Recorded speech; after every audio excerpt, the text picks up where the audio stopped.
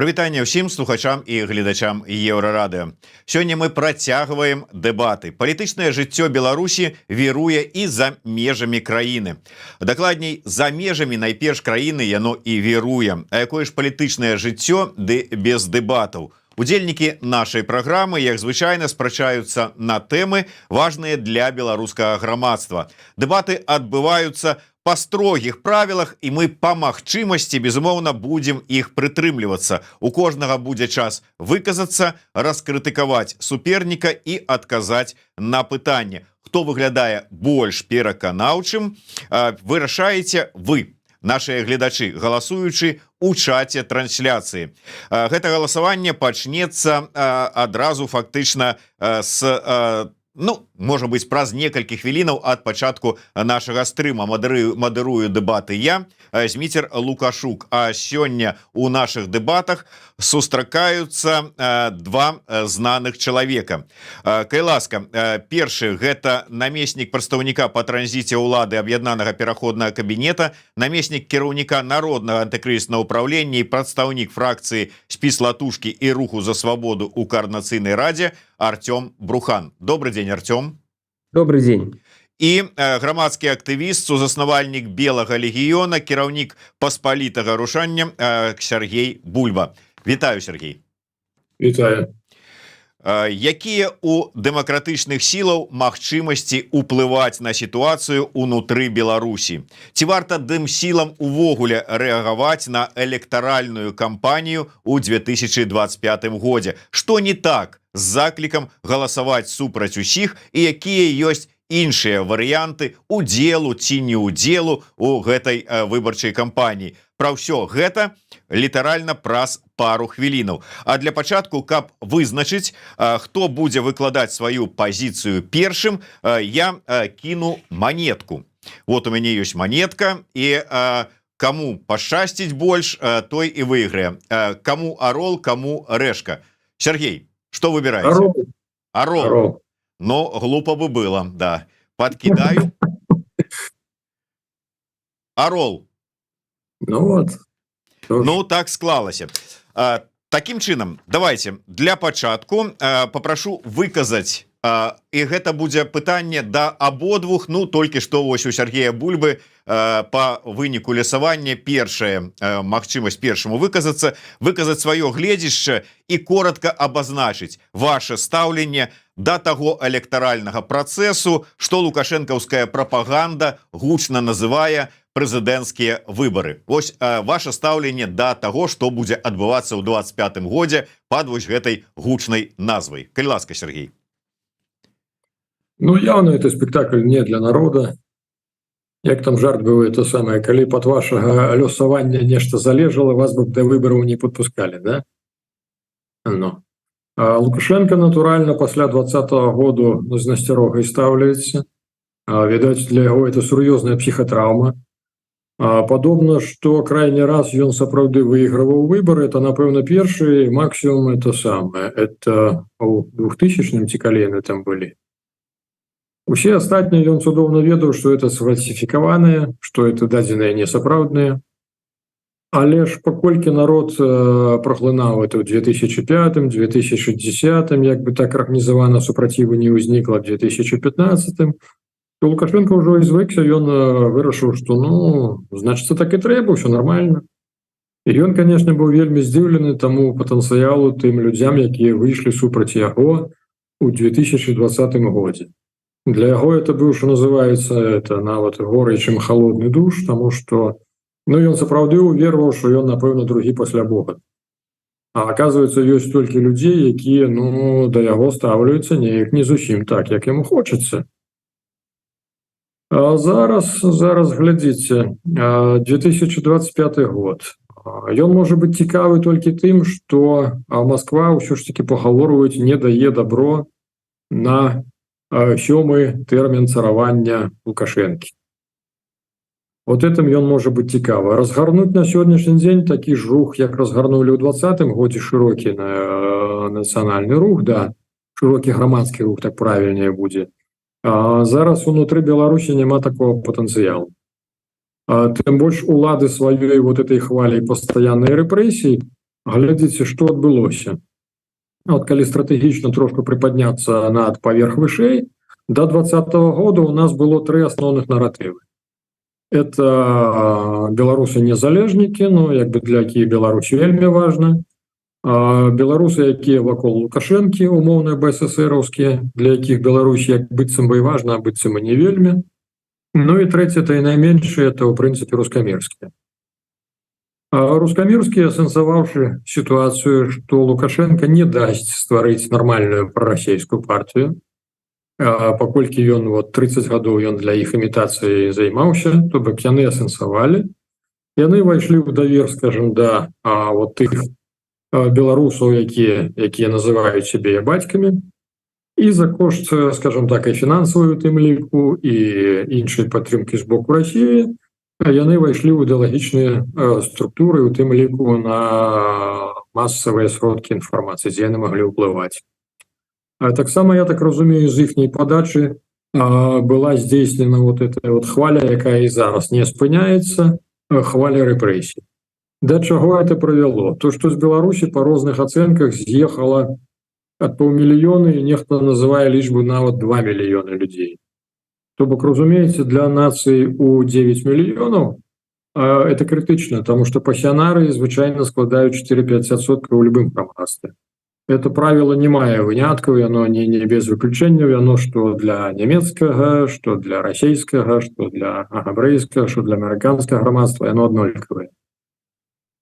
То бок мы разумеем, што на сённяшні дзень з Беларусі выдаўлена вельмі багата хто сядзіць па турмах, а хто мусіць з'ехаць на міграцыю, якраз з ліку тых самых пасіянараў. А Лукашенко, канешне, турбуе. Досвед Мадуры ён зараз бачыць, досвед Венесуэлы, што здавалася б, там 4 мільёны выціснулі за межы, але ж пры гэтым усё роўна знайшліся тыя, каму супраціўляцца.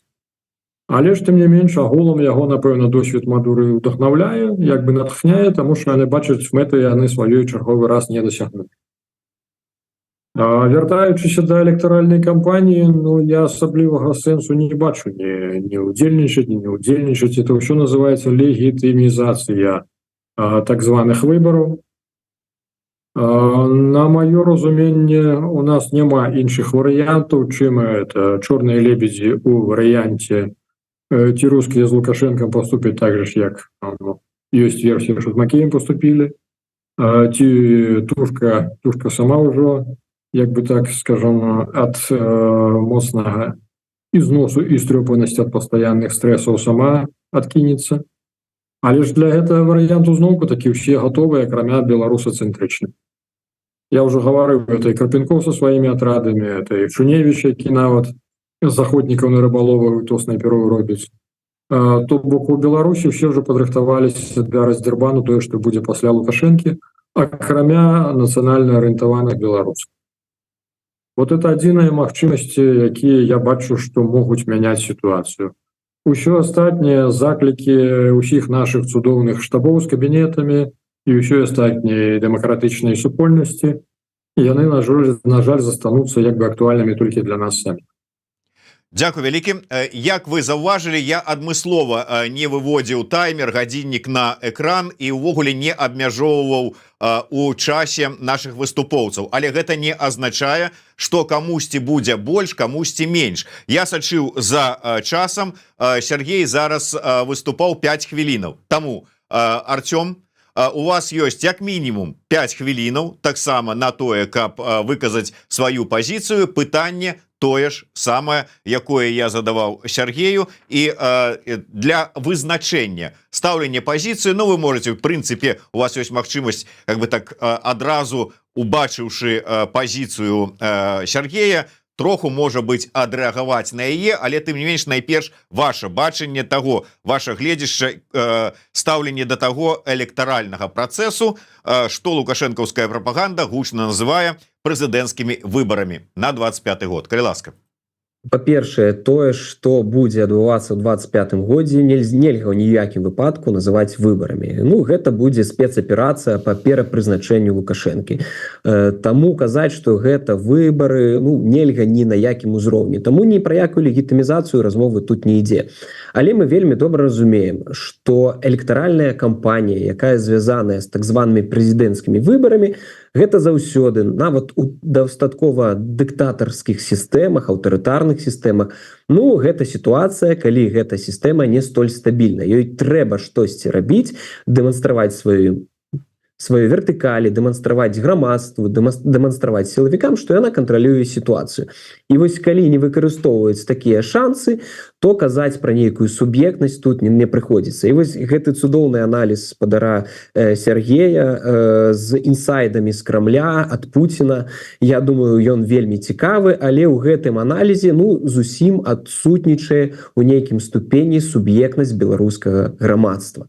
То бок у Маскве вырашаць, там, Лукашенко вырашыць, там, яго эліты вырашаць. Але насамрэч 20-й год нам вельмі добра прадэманстраваў, што беларускае грамадства, беларускі народ, беларуская нацыя, яна ў стане вырашаць. Яна ў стане вырашаць пытанні, яна ў стане рабіць штосьці, што ўплывае на сітуацыю. Таму казаць пра тое, што беларускае грамадства, беларускія палітыкі нацыянальна арыентаваныя, ні на што не ўплываюць, ну, гэта выглядае даволі так, ну, паражэнчыства. Ведаеце, таму у гэтым сэнсе я бы ўсё ж такі прапанаваў беларускаму грамадству зрабіць стаўку на палітызацыю. У гэтым сэнсе, што не трэба думаць пра тое, што прыйдзя на гэтыя выбары мы зможам змяніць уладу. Не, гэта не выбары, гэта спецаперацыя. Але ў гэтым сэнсе паўплываць на сітуацыю, на рэжым мы можам. Ну, стратэгія ціску, якая ўжо працягваецца даволі доўгі час, але так ці інакш мы прытрымліваемся гэтай стратэгіі. І вось калі ёсць знешнепалітычны ціск, санкцыйны ціск, міжнародна-прававы ціск, ёсць і палітычны, унутрапалітычны ціск. І калі адбываецца электаральная кампанія, не выкарыстаць гэтую магчымасць для беларускіх палітыкаў, для беларускага грамадства, для тых самых пасіянарыяў, якія засталіся ў Беларусі. Таму што калі мы будзем казаць, што ўсе пасіянары з'ехалі, ну таксама гэта, ну, не зусім праўда. У Беларусі засталося вялікая колькасць людзей, якая таксама хоча там жыць, хоча жыць у сваёй краіне і хоча жыць нармальна у дэмакратычнай, незалежнай Беларусі. І вось калі не даваць гэтым людзям магчымасці сваё меркаванне выказаць, ну, гэта, канешне, будзе пытанне да нас. Таму я ўсё ж такі прапаноўваю людзям выказаць сваё меркаванне такім чынам. Прыняць удзел, прагаласаваць супраць усіх. Я не кажу прыходзіць на участкі ці прагаласаваць супраць усіх нейкім іншым чынам. Гэта трэба падумаць, але выказаць сваё меркаванне, выказаць сваю прынцыповую пазіцыю, пацвердзіць тое, што беларускае грамадства сказала ў 2020 годзе. Мы супраць Лукашэнкі, мы супраць дыктатарскай сістэмы, мы жадаем дэмакратыі. Вось гэта трэба зрабіць. Дзякуй вялікі. Троху раней завяршыў ўсё ж таки сваю прамову. Ну, а ваша права. Я сказаў, што маеце 5 хвілінаў, раней значыцца раней. Я нагадываю нашим гледачам пра галасаванне ў чаце. Вось яно ёсць ужо, прагаласавалі 23 чалавекі. Далучайцеся, галасуйце. Менавіта вы вызначаеце, хто пераможа ў сённяшніх дэбатах. Таму я закидываю іншую тэму для абмеркавання. Сергей, ўсё ж таки, ну, як працяг, в прынцыпе, будзе таго, на чым завяршыў сваю прамову Артём. Як вам бачыцца, што можна рэальна зрабіць падчас гэтай электаральнай кампаніі? Як паўдзельнічаць? Ну, то есть, як трэба грамадству ад яго на гэтую кампанію адрэагаваць? Ваша бачанне? Моё бачанне, што нам трэба выбудоўваць структуру ўнутры Беларусі, але ж закрытую, хмарную, без усялякіх гэтых самых пірамідальных вертыкаляў. Насамрэч беларусы, да, у Беларусі засталося дастаткова пасіянарных людзей, больш таго, но я не ўпэўнены, што пасіянарнасць это нейкая генетыка. То бок я магу як бы выказваць меркаванне, што магчыма нават у тыя, хто застаўся, народная душа беларускага народа народзіць новых пасіянараў. Разумееце, я спадзяюся на это. то я б на сённяшні дзень, глядзіце, вот на маё разуменне, я б на сёння не займаўся, не звяртаў увагі настолькі на вот тое, што кажа Артём, што вот людзі каб мелі магчымасць выказацца. Вы ж разумееце, што ў Беларусі няма магчымасці асабліва выказвацца. Вы бачыце, што традыцыйна у нас звычайна ўсе гэтыя кандыдаты ў прэзідэнты, яны звычайна традыцыйна пасля гэта ідуць на пасадку. Ну, то бок я сумняваюся, што хтосьці зараз уже полезе, паглядзеўшы на досвед 10-го году, на досвед 20-го году. Это один аспект. Я бы хутчэй рупіўся за стварэнне сістэмы. Глядзіце, патэнцыял на нацыі накопліваецца ў прынцыпе 10-12 гадоў. Калі мы мелі эмацыйны ўздым у 2020, то наступны мы можам прагназаваць это 30 плюс-мінус. То бок я б на сённяшні дзень закладаў сістэму і паціху пачынаў бы арганізоўваць у закрытым рэжыме структуру внутры Беларусі. Хай это будзе пакуль інфармацыйнае, як бы, ну, чыста такога плану, каб людзі паміж сабой знаходзілі агульныя кантакты. Нам трэба мадэль дзяржавы раз. Мадэль дзяржавы не напісаная якім-небудзь разумным, ну, ці хітрым чалавекам. Нам трэба мадэль дзяржавы, народжаная менавіта знізу, шырокім грамадскім абмеркаванні, якая натхняе менавіта беларусаў у Беларусі, а таксама беларусаў па-за межамі, якія б хацелі вярнуцца потым. Один аспект – это одна пирамидка. Максимально широко разносить это идеи, максимально широко обмярковывать, наколькі это магчыма. И другая пирамидка. Нам трэба ўсё ж таки менавіта акции прамога дзеяння внутри Беларуси. Для того, каб сённяшняя система захисталася, для этого матрица их не мусит давать сбои. А для этого, да, мусит быть реально лидер на заклік якога народ звяртае ўвагі не толькі лайкамі ў Фейсбуку, ну, это таксама ў пэўнай ступені важна, але ж, ну, вот калі лідар звярнуўся, то як бы, ну, да, народ прынамсі задумаўся, пачаў як бы думаць, калі як это рэалізаваць. Но это, конечно, магчыма пры найменні веры народа якраз вот да таго лідара, якога ён называе лідарам, разумееце? То бок две асноўныя пірамідкі. Дзяржава, мадэль дзяржавы, якая натхняе.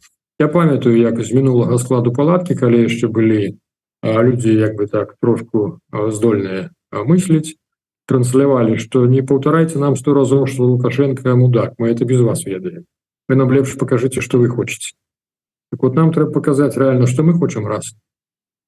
І другое, нам усё ж таки трэба пачаць раскатурхаваць эту сістэму знутры, каб людзі, якія на сённяшні дзень унутры вот лукашэнкаўскай сістэмы, каб яны пачалі шукаць альтэрнатыву. І нам трэба, у 2020 годзе мы не змаглі стварыць цэнтр сілы, а нам яго паціху трэба фармаваць на сённяшні дзень, ну вот, падбіраючы людзей, паступовай паслядоўнай работы. Я паўтаруся, калі разлічваць на этап, што патэнцыял нацыі будзе накаплівацца яшчэ года да 30-го, то зараз 4-й год мы яшчэ маем, як бы так, мы да дна яшчэ не даляцелі. Хаця ўжо выбары ў тую ж каардынацыйную раду паказалі па колькасці галасаваўшых, што, ну, народ ужо абсолютно не ўспрымае вот той вот мінулы праект, які падаваўся ў 2020 годзе летні пераможны. Я зраблю невялікае удакладненне. Сергей, вы больш как бы так стратэгічна апісалі, што варта рабіць у пэўны перыяд часу, можа быть, ад сёння і до 30-го года, а конкретно, я не ведаю, там 23 лютага 25-го года. Што рабіць? Вот як вы лічыце? Я б не стал оттягивать увагу, я б наоборот показал наименьшей присутностью, каб як мага найменей людей пришло на гэтые так званые выборы, каб усе бачили, что это не запатрабавана, что это не падтрымана, что это просто фикция. Все. Дзякуй. Ну, гэта было кароткае удакладненне. Яшчэ раз хочу азначыць, амаль 5 хвілінаў Сергей быў у эфіры. Артём, не губляйте свой час, так не марнуйте, не аддавайте лишнее. Таму, па-першае, тое ж самае пытанне, што рабіць, як вы лічыце, грамадству, беларусам, канкрэтным людзям у канкрэтную дату ці напярэдадні яе, там 23 лютага 25 года, і калі уже Сергей закрануў шырака, то пытанне стратэгіі, якой вам бачыцца стратэгія дэмсілаў? Па-першае, пракаментую, ну то бок прапанова ўсё ж такі нічога не рабіць, гэта я зафіксаваў. Па-другое, што тычыцца выбудоўвання структураў і патэнцыялу нацыю 10-12 год. Ведаеце, я не чытаў ні аднаго навуковага даследавання, дзе прапісана, колькі назапашваецца патэнцыял нацыі. Я зусім не зразумела, адкуль такія лічбы ўзяты. Магчыма так, магчыма не, я вось лічу, што ён назапашваецца 5 год, а пры нейкіх сітуацыях менш. Напрыклад, ён вызваныя пратэсты і ўздым грамадскага руху нейкімі сацыяльна-палітычнымі рухамі, такімі, напрыклад, як дэвальвацыя, такімі як, напрыклад, там павелічэнне коштаў на алкаголь ці штосьці яшчэ, ведаеце? Таму я ўсё ж такі бы тут аналізаваў сітуацыю не столькі асабістага ўспрыняцця ці асабістых думак, але ўсё ж такі з пункту гледжання сацыялогіі. І вось у гэтым сэнсе сацыялогія нам падказвае, што беларускае грамадства яно хоча пераменаў, яно хоча дэмакратычных зменаў. І яно хоча прымаць удзел у палітычным працэсе. А вось які удзел у палітычным працэсе, якім чынам гэта рабіць, вось гэта можна абмеркаваць. Я ўсё ж такі прапаную галасаваць супраць усіх, але гэта не значыць, што трэба ісці на участкі для галасавання і там галасаць супраць усіх. Калі хтосьці хоча гэта зрабіць, ён можа гэта зрабіць. Трэба яшчэ прыдумаць пра нейкія іншыя альтэрнатыўныя магчымасці, але прагаласаваць супраць усіх. Каб гэта быў голас беларускага грамадства, якое дастаткова ясна сказала бы, што мы супраць усіх. Нам тое, што прапановвае Лукашенко, не патрэбны. Таксама я каментую. Ніхто не кажа пра тое, што нейкі дэмакратычны кандыдат ці ўвогуле альтэрнатыўны кандыдат будзе на гэтых выбарах. Па маім прагнозе будзе Лукашенко і 2-3 шэрых спойлера, якія будуць паміж сабой змагацца за тое, хто больш добра скажа, які Лукашенко добры нацыянальны лідар. Вось пра гэта яны будуць казаць. Вось гэта відавочна. І вось калі казаць пра такі падыход, то, канешне, зразумела, што ніхто не будзе прызываць галасаваць за кагосьці з іх. Толькі супраць усіх. Але фармат гэтага супраць усіх, гэта можна шырока абмяркоўваць, у тым ліку там з прадстаўнікамі розных арганізацыяў і падумаць, як гэта лепш арганізаваць. Але сацыялогія нам падказвае, у якім накірунку рухацца. Вось гэта базавая рэч, з якой я сыходжу не з асабістых думак, але ўсё ж такі абгрунтаваных нейкімі даследаваннямі. Што тычыцца выказаць меркаванне. Ну вось, магчыма, нават у лукашэнкаўскай сістэме зараз, пры лукашэнкаўскім заканадаўстве адзіная магчымасць выказаць сваё меркаванне — гэта прыйсці на участак і паставіць там супраць усіх. Вось, таму што ты нават у Інстаграме, у Фейсбуке не можаш унутры краіны напісаць, што ты супраць Лукашэнкі і супраць існуючай сістэмы. Што тычыцца глобальных стратэгічных рэчаў, то, канешне, трэба выбудоўваць. Выбудоўваць унутры сістэмы таксама з людзьмі супрацоўнічаць. Гэта вельмі важна.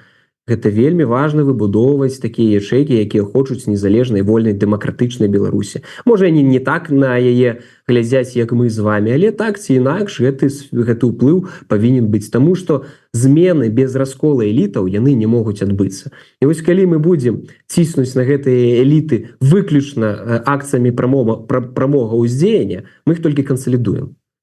То бок ваша прапанова, на жаль, яна будзе кансалідаваць сістэму, а не яе разбухторваць, яе расшатваць. Таму у гэтым сэнсе нам трэба таксама разумець, што структуры павінны выбудоўваць унутры краіны і закрытыя структуры, таму што адкрытыя зараз немагчыма. Але гэта праца доўгая, і ёй можна займацца. Я ўвогуле лічу, што ідэя малых спраў — гэта вельмі добрая ідэя. І чым больш людзей будзе займацца малымі справамі, такімі як у тым ліку, і выбудоўваць свае нейкія структуры, сваю камунікацыю ўнутры краіны, гэта будзе лепш. Але проста казаць, што трэба гэта рабіць і не рабіць, вось гэта, канешне, складанае пытанне. Можна, я таксама магу шмат чаго казаць, але выбудоўваць і казаць, што трэба выбудоўваць, гэта зусім розныя рэчы. Дзякуй вялікі. Яшчэ раз нагадываю гледачам пра галасаванне ў чаце трансляцыі. Менавіта вы вызначаеце, хто пераможа ў сённяшніх дэбатах. Вось гэтую тэму я і хацеў працягнуць. Сергей некалькі разоў казаў такія фразы про тое, што нам неабходна шырокае абмеркаванне дзеянняў, стратэгіі, тактыкі унутры Беларусі. Я уже не кажу про акцыі прамовадзеяння і выбудовы нейкай на самым таким нізавым узроўні структураў і гэтак далей. Наколькі гэта магчыма? Наколькі у нас у дэмакратычных сілаў ёсць інструменты і магчымасці не тое, што выбудоўваць нейкія нізавыя структуры унутры Беларусі, але тым больш пры сённяшніх узроўні рэпрэсій у медыасферы праводзіць нейкае шырокае абмеркаванне будь-чаго з таго, што не падабаецца рэжыму. Сергей. Ну, глядзіце, я не зусім зразумеў, чым адрозніваецца галасаваць супраць усіх, седзячы дома і нічога не рабіць. Я так і разумею, што это адказны выбар чалавека, да. Ён галасуе, ён паказвае якраз грамадству, усім астатнім, што ён не згодны з тым, што адбываецца, таму ён не ідзе на участак. Ну, Артём это называе тым, што да, ён галасуе такім чынам супраць усіх, ну, так мы ж пра адно і тое ж гаворым. Раз. По-другое, акцыі прамовадзеяння аб'ядноўваюць сённяшнія эліты толькі калі это гаварылі. Вот калі хто-небудзь вяшчае там вот з Украіны у камуфляжнай піджачку про тое, што мы прыйдзем і вас павешаем усіх на слупах. Вот это аб'ядноўвае, да. А вот это якраз будзе скарыстана для таго, каб паказаць ПБТ і паказаць вот чыноўнікі, давайте вот разом сплотимся в едино, тому что вот бачите, вот это вот сказали, что придут и будут вешать. А они не придут и не будут вешать. И как раз вот акции промовадзеяння это как раз и то, что и будет раскатывать эту систему. А менавіта не, скажем так, я памятаю, калісьці, напрыклад, Вячорка старэйшы мог на мітынгу ў Мінску заявіць, да мы будем взрывать газопроводы.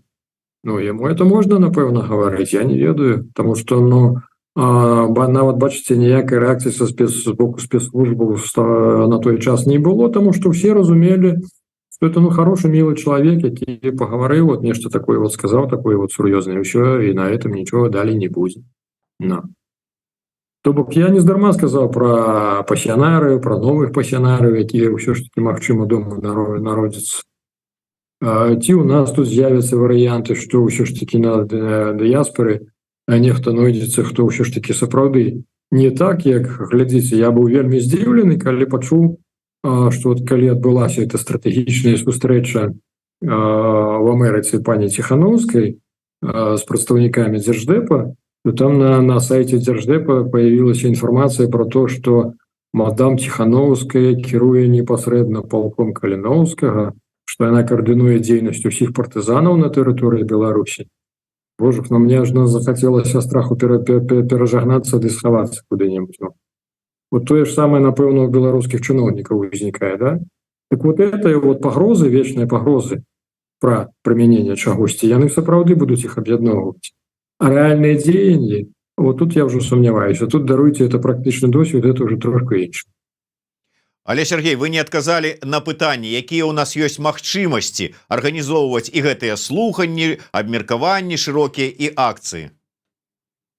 Ну, магчымасці, слухайце, ну мы вот яшчэ ў 2020 годзе пачыналі абмеркаванне мадэлі дзяржавы будучага, пачыналі разам з пратэсным актывам. А, на жаль, з таго часу нехта сядзіць, некага выпусцілі, але ж калі яны выйшлі з турмы, то ім явна не да мадэляў будучага. Нехта ўжо загінуць паспеў на фронте, да, з нашых, хто актыўна ўдзельнічаў. Але сэнс у тым, што, разумеецца, альтэрнатывы няма, я не бачу. А якім чынам можа быць абмеркаванне? Ну, бачыце, сацыяльныя сеткі на сённяшні дзень, это не 90-е гады, калі трэба было каля тэлефоннай будкі з 2 копейкамі ў руках стаяць, чакаць чаргі, пакуль ты зможаш патэлефанаваць кудысьці, ну. А зараз дастаткова, як бы так, мессенджераў і не толькі вот Telegram, я бы, да рэчы, карыстаючыся магчымасцю, беларусам усё ж таки нагадаў, што, напэўна, ну, не вельмі варта карыстацца Телеграмам і настолькі давяраць яму. Я ведаю, что частка активов як бы так перасела уже на іншыя мессенджеры, і астатнім рэкамендую тое ж самае. А хто яшчэ застаўся, як бы так тэрміновенька мяняць усе гэтыя падыходы. Няма альтэрнатывы. Па-перш за ўсё, мусіць быць цэнтр за перыметрам нашай этой, не нашай лукашэнкаўскай зоны БССРаўскай, адкуль людзі будуць дзяліцца сваімі думкамі, прапаноўваць ідэі якраз для рэалізацыі этой мадэлі будучага, дзяржавы будучай, якая сапраўды натхняе. Не просто, што вот это мы напісалі праграму. Я памятаю, як пры ўсёй павазе Зянон Станіславович Пазняк, там Павел Усаў, я ведаю, яшчэ куча розных разумных людзей былі задзейнічаны у напісанні праграмы Беларусь, як яна называлася, там, ці то Беларусь будучыня, 2017, по-моему, да? Яны тады зрабілі эту фундаментальную працу, да, потым нават і папяровай кніжачкай выдалі, і, што называецца, выдохнулі і забыліся. Вот чым адрозніваецца кулуарнае напісанне ад шырокага грамадскага абмеркавання, да. Я ўсё ж таки лічу, што у нас дастаткова актыву, і дома яшчэ асталося, і на дыяспары актыўных людзей, якія могуць абмяркоўваць эту мадэль раз, і по-другое, я бачу ўсё ж таки, нам прыйдзецца, нават, оказывается, у Магілёве мы памятаем тыя магілёўскія падзеі, калі Лянович Пора, калі яны выразалі цалкам маскоўскі гарнізон. Оказывается, тады ўжо былі беларусы падзелены на десяткі і сотні. Бок мы ад этого нікуды не пазбегнем. Калі мы хочам рэальна дамагчыся сваёй дзяржавы, то нам зараз это трэба рабіць. Потихоньку, послідовно, нават не десятки, я, напрыклад, лічу, что это уже небяспечна, потому что при сённяшніх сродках и контроля и за вот этими, за нашей сувязью, это может быть небяспечна. А якраз вот по 3, по 4, да, экипажик, машинки, люди, якія давяраюць адзін адному. То бок вот тут я альтэрнатывы не бачу сур'ёзна, при ўсім маім жаданні. Дзякуй вялікім. Тым не менш, нягледзячы на тое, што месенджераў розных хапае, гэта яшчэ не гарантыя таго, што у нас атрымаецца зладзіць менавіта шырокае, у шырокім сэнсе гэтага слова, абмеркаванне. А да троечкі мы пра іх чулі, і спадар Зянон таксама расказваў пра фармаванне троек нейкіх недзе ў Беларусі. Праўда, пра іх нейкія выніковыя дзеянні таксама нічога не чуваць. Артём, ваше бачанне, якія ёсць магчымасці уздзейнічаць на грамадства, на сітуацыю ў Беларусі, неяк уплываць на Беларусі, на беларускае грамадства дэмакратычным сілам? Так, я даволі паслядоўна казаў з самага пачатку, што мы можам уплываць. Можам уплываць інфармацыйна, можам уплываць палітычна, можам уплываць праз узаемадзеянне, камунікацыю з людзьмі.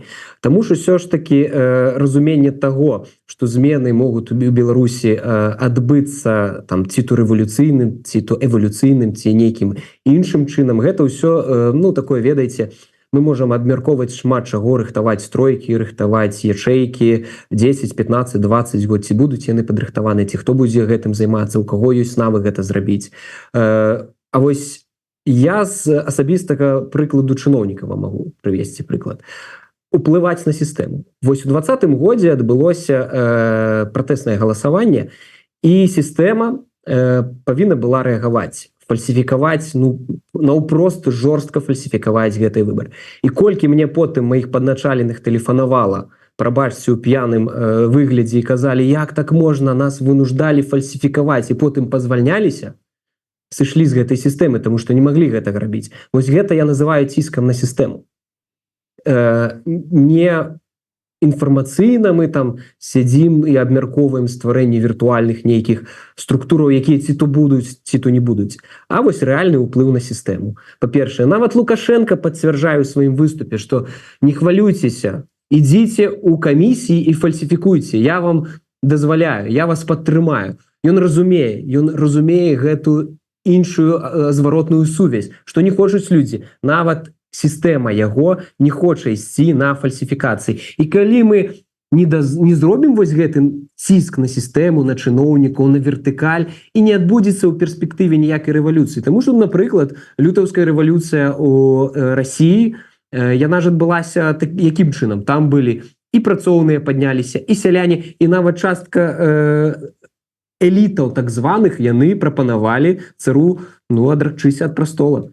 А потым ужо адбыўся бальшавіцкі пераварот. Потым уже вось гэтыя ячэйкі, групы, яны там сваю ўладу паставілі. Але першая рэвалюцыя ў Расіі, яна была менавіта грамадскай, шырокай грамадскасці, раскол элітаў адбыўся. Вось чаго патрэбна дамагацца. А потым, канешне, патрэбна будуць даволі такія дзеянні актыўныя тых структураў, якія ёсць. Ад гэтага ніхто не адмаўляецца. Але наколькі зараз пры тым узроўні рэпрэсіяў, якія ёсць, прапаноўваць гэта, рэалізоўваць гэта, хто за гэта возьмецца, ці возьме на себе хтосьці адказнасць сказаць: рэалізуйце вось гэтыя акцыі прамога ўздзеяння. Прабачце, я вось зараз не хацеў бы казаць беларусам: рабіце гэта, таму што гэта ў першую чаргу небяспечна для іх.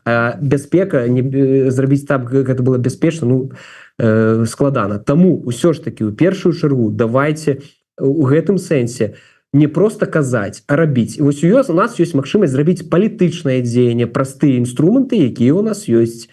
Інструменты камунікацыі, медыа і палітычнай. Вось гэта я прапаноўваю рабіць. А абмяркоўваць шырокае абмеркаванне альтэрнатывы дэмакратычнай будучыні Беларусі — гэта добрая думка. Добрая думка, і таксама трэба рабіць. Можа, нават і неяк хтосьці мог бы ініцыяваць, унесці прапановы кудысьці, больш так людзей аб'яднаць вакол гэтай думкі. Гэта таксама добрая справа, я лічу. Нагадываю гледачам пра галасаванне ў чаце трансляцыі, і менавіта вы сваім галасаваннем вызначаеце, хто будзе пераможцам у нашых дэбатах.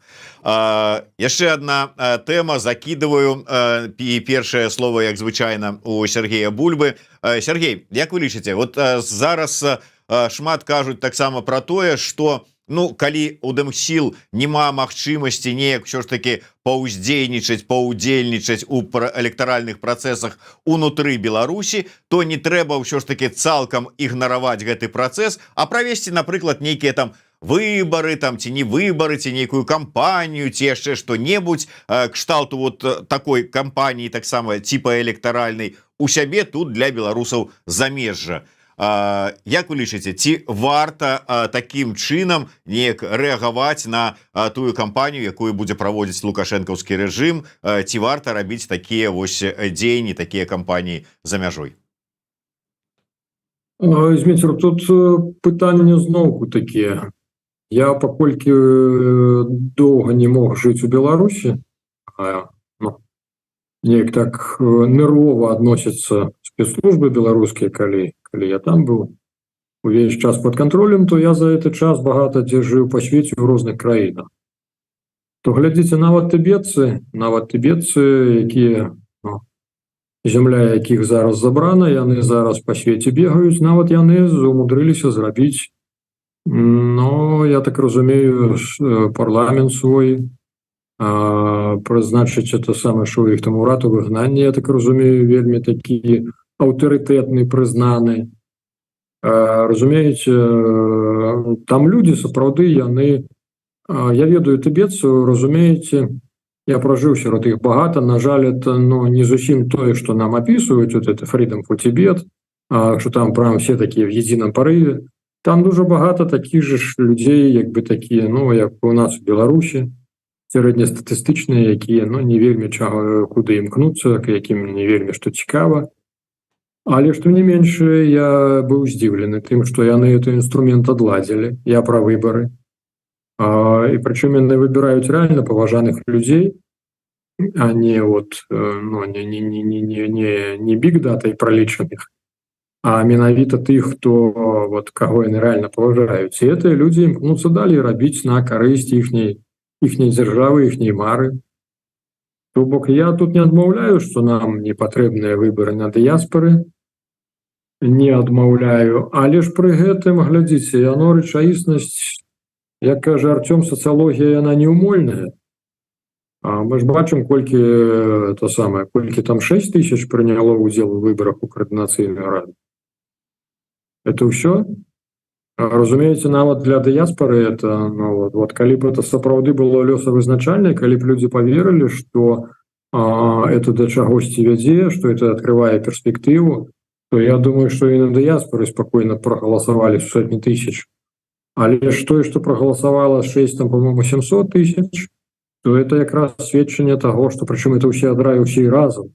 Это беларусы з Беларусі, як нам было заявлена, і дыяспора. Это сведчыць пра тое, што людзі не бачаць это самае жыццяздольнасць такога інструмента, што ён для чагосьці патрэбны. А пра 10-12-гадовыя цыклы я параўноўваю для сябе, гляджу пра падзеі ва ўкраіне.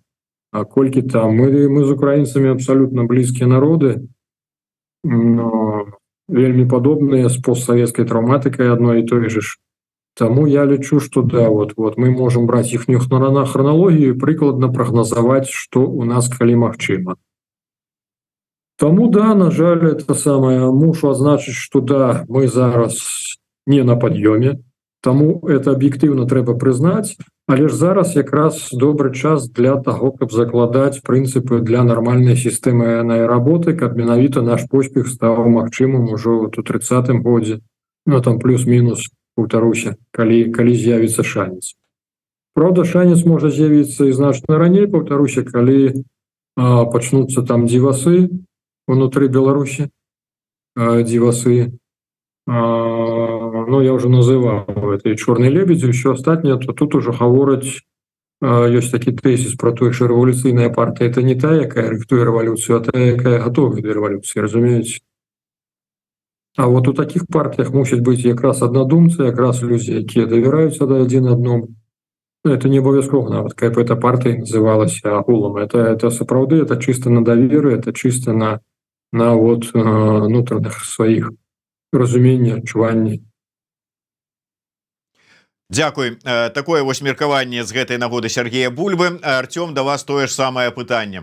Ці варта дэмсілам у замежжы, у эміграцыі ладзіць нейкія электаральныя кампаніі, каб, ну, как бы так далучыцца да электаральных цыклаў 25-го года. Ну, я не ведаю, я тут просто пашыру пытанне, я намекаў, можа быць, прама скажу, каб, як кажа пэўная частка дэмсілаў і тыя ж самых з координацыйнай рады, каб Ціхановская альбо пацвердзіла свой мандат, альбо гэты мандат быў перададзены нейкаму іншаму, каму больш давера на сённяшнім палітычным этапе ў беларускага грамадства. Калі ласка.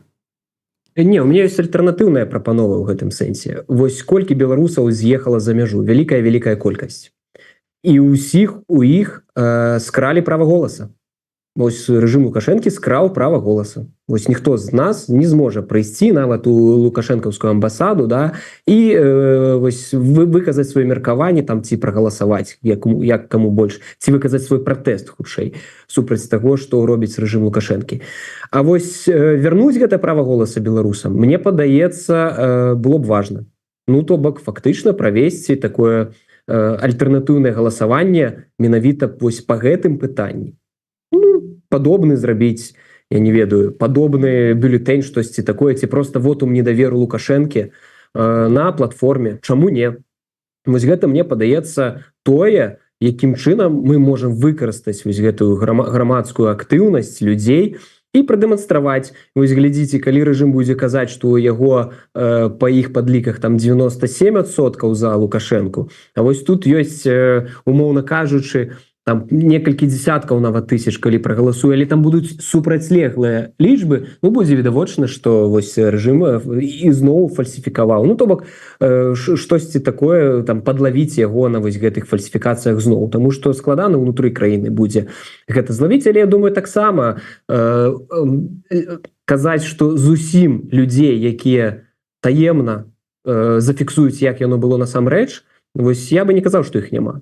Я упэўнены, што яны ёсць і што яны будуць перадаваць інфармацыю. Таму не ўсё так спакойна можа прайсці для яго. Таму вось такая альтэрнатыўная прапанова, я бы вось такую магчымасць разгледзеў. То бок, навошта нам рабіць нейкія зусім альтэрнатыўныя толькі для дыаспоры, каб была вось сувязь з тымі, хто ўнутры краіны. Чаму не? А тых, хто ўнутры краіны не хоча пайсці, ну так хай падумаюць таксама пра магчымасць на гэтай платформе выказаць сваё меркаванне. Ну, кожнаму розную магчымасць, але каб мы ўсе выказалі, умоўна кажучы, пратэст супраць Лукашэнкі і супраць таго, што ён робіць падчас гэтай электаральнай кампаніі, бо гэта выбарамі, паўтаруся, назваць нельга. Адзіная наша магчымасць выказаць гэты пратэст вось такая. Чаму не? Вось я бы прапанаваў разгледзець такі варыянт, выкарыстаць той рэсурс дыаспары, тых людзей, актыўных людзей, якія з'ехалі, каб яны таксама паўдзельнічалі ў гэтай пратэснай сітуацыі ў нейкай ступені. Яшчэ раз, ну і відаць апошні раз нагадываю ўсім гледачам пра галасаванне ў часе трансляцыі. Менавіта вы вызначаеце, хто пераможа у гэтых наших дэбатах, а дэбаты нам трэба ўжо ў прынцыпе завяршаць, таму зараз апошні такі блок будзе каб пытанне адказа і Сергею і Артёму, так і падвядзенне вынікаў. І можа быць падвядзенне вынікаў зробім такім чынам. Ну, можа быть, выказаць абагульненую крытыку ці нязгоду з пазіцыяй, з аргументамі свайго суперніка, ну і ввогуле прапанаваць, што нам бліжэйшым, нам дэмсілам, нам дыаспары, нам беларусам у замежжы, можа хтосьці да сябе да дыаспары не далічвае, жыве там асобным жыццём, але ўсё ж таки не забываецца, што ён беларус, што нам бліжэйшым часам лепш за ўсё рабіць ці не рабіць, як вам бачыцца гэтая сітуацыя. Ну, все как бы так агулам на фоне 25-го года, на фоне того, што ўсё ж таки лічыцца, што гэта нейкая такая мяжа, дзе трэба нешта падсумаваць, можа быть, нешта новае пачаць рабіць. Сергей.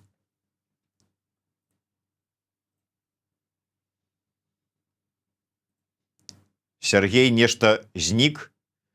Артём, давайте вы. Я думаю, Сергей... Так, Сергей вярнуўся?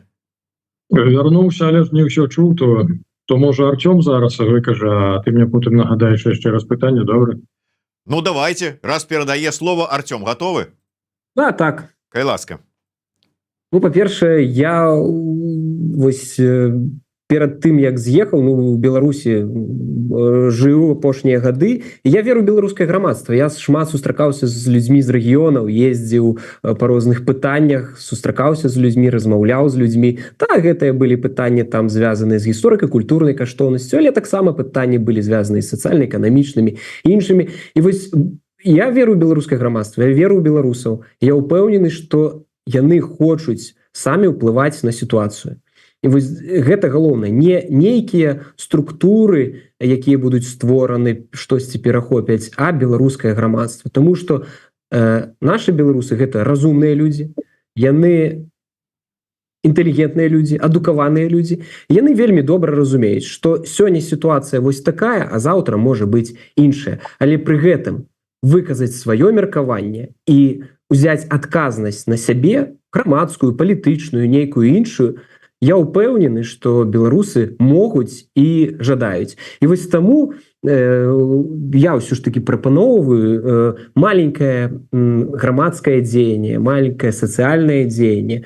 Калі яго робіць шмат людзей, яно пераўтвараецца ў вялікае палітычнае дзеянне. І менавіта палітычныя дзеянні змяняюць палітычную сітуацыю ў краіне, а не проста нейкія размовы і выбудоўванне нейкіх, ну, такіх далёка ідучых ідэяў. Так, гэта таксама патрэбна, бо без ідэі не будзе нічога. Але ідэя даволі простая, незалежная, дэмакратычная Беларусь. Я думаю, што гэта ідэя, яна аб'яднуе вялікую колькасць беларусаў.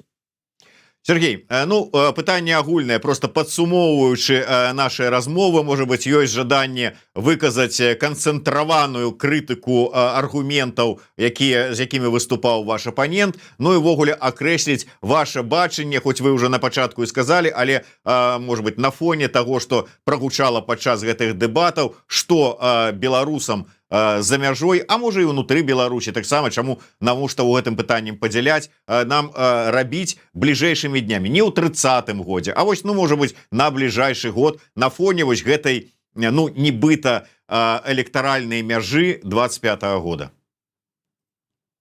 Давайте будем реалистами. Я згодны с Артёмом, тое, што у нас дастаткова ў Беларусі таленавітых, маладых і, магчыма, уже не вельмі, але не менш таленавітых людзей, што Лукашенко якраз забраў іхні час, паламаў іхнія лёсы сваёй прысутнасцю, то весь гэты патэнцыял натуральна прагне сваёй рэалізацыі, разумееце? Ну, давайте я вот трошку подзялюся сваімі марамі. Сваімі марамі вот я адносна вот уяўляў сабе новую выбарчую сістэму ў Беларусі. Вот мне падаецца, яна падкрыла багата новых магчымасцяў, сацыяльныя ліфты запрацавалі. Я б падзяліўся ў Беларусь, напрыклад, на участачкі по 700, по 900 чалавек. Сэнс у тым, што ў нас у Беларусі згодна дадзеных Ермошынай, у нас прыкладна удзельнічала ва ўсіх электаральных кампаніях, мела права голасу каля 7 мільёнаў чалавек.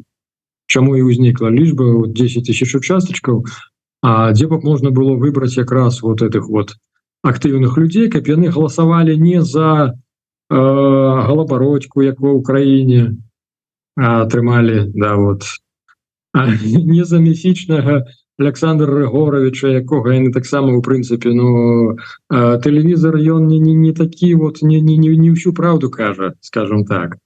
А менавіта галасавалі за тых, за каго яны ведаюць непасрэдна, хто вот побач з імі жыве. І вот за этих вот людей сфармаваць, да, по сутнасці это не ёсць паўтарэнне інстытута выбаршчыкаў у Злучаных Штатах, але ж это блізка да таго, што вот якраз вот этыя ўжо адборныя, вот тыя самыя пасянары, тыя самыя актыўныя людзі, якія прагнуць пераменаў, каб яны атрымалі платформу для выказвання, і каб яны ўжо з сябе выбіралі, у каго ёсць амбіцыі на мясцовую раду, у каго ёсць амбіцыі на верховны совет, на Сойм, я спадзяюся, да, ўсё ж таки ён будзе. То бок там ужо на рэйтынгавым галасаванні яны паміж сабой ўжо выбіралі, то бок увесці ўсё ж таки неэквалітарнасць, разумееце? І пры гэтым для кампенсацыі, каб народ не крыўдзіўся, што вот чагосьці не дадалі. Я за тое, каб, напрыклад, прэзідэнт ці нават канцлер з абмежаванымі паўнамоцтвамі выбіраўся менавіта вот уже на гэтым Сойме. Да. Але ж каб народ не крыўдзіўся, это самае, што забралі ў яго, што не яны быццам бы галасуюць за прэзідэнта, ну, за выканаўчага дырэктара, скажем так, таму што у нас багата каму зараз не падабаецца слова прэзідэнт, то я б, напрыклад, прапанаваў, каб ад кожнага адміністратыўна-тэрытарыяльнага адзінкі маглі выбіраць прамым галасаваннем нейкага маральнага аўтарытэта. Неважно, кто это может быть и философ, это может быть и спартовец, то бок стварыць нейкую па сутнасці раду паважных, то бок, разумееце, тады у нас атрымаецца ў новай дзяржаве вот такія дзве вежы, якія будуць ураўнаважваць адную. Так што я лічу, стратэгічнае мысленне, яно тут вельмі важна. А вот тое, пра што мы гаворым, да, паступова ўсё ж таки рыхтаваць, да, і троечкі, і чацвёрачкі, і ўсім гэтым як бы паслядоўна займацца і быць гатовымі да таго, што калі з'явяцца нейкія змены, у нас ужо гатовы у тым ліку і менеджмент для таго, каб мы маглі вярнуцца і рэалізаваць нашыя ідэі ўжо на зямлі. Таму на дыяспоры нам вельмі трэба адпрацоўваць вот якраз новыя алгарытмы, вучыцца, як мы это будзем рабіць дома. Дзякуй вялікі. На жаль, трэба завяршаць. У мяне ёсць папярэдняе падсумаванне вынікаў галасавання. Яно можа яшчэ звяніцца, но але там, я думаю, што плюс-мінус можа быць які-небудзь 1%, тому што завяршаецца зараз вот такое падлік галасоў, але на дадзены момант за Сергея Бульбу аддалі свае галасы 49% з тых, хто прагаласаваў у нас у чаце. Адпаведна, Артём Брухан атрымлівае 51% галасоў. Ну, фактычна, як это кажуць, наздраў наздру амаль што вельмі блізка, калі зараз падлік не зменіцца і не будзе якіх-небудзь 50/50. У любым выпадку, дзякуй за тое, што выказалі сваё меркаванне, сваё бачанне. Я нагадаю, што з намі сёння у дэбатах былі намеснік прадстаўніка па транзіце ўлады аб'яднанага пераходнага кабінета і намеснік кіраўніка НАУ Артём Брухан і грамадскі актывіст, заснавальнік Белага легіёна і кіраўнік паспалітага рушання Сергей Бульба. Дзякуй вялікі, шаноўнае гаспадарства. Будьце актыўнымі, далучайцеся да любога дзеяння, ці да таго, якія прапаноўвае Сергей Бульба, ці да тых, якія прапаноўвае Артём Брухан. Але я думаю, што гэта лепей, чым проста нічога не рабіць. Дзякуй вялікі, да сустрэчы, жыве Беларусь. Жыве вечна. Жыве.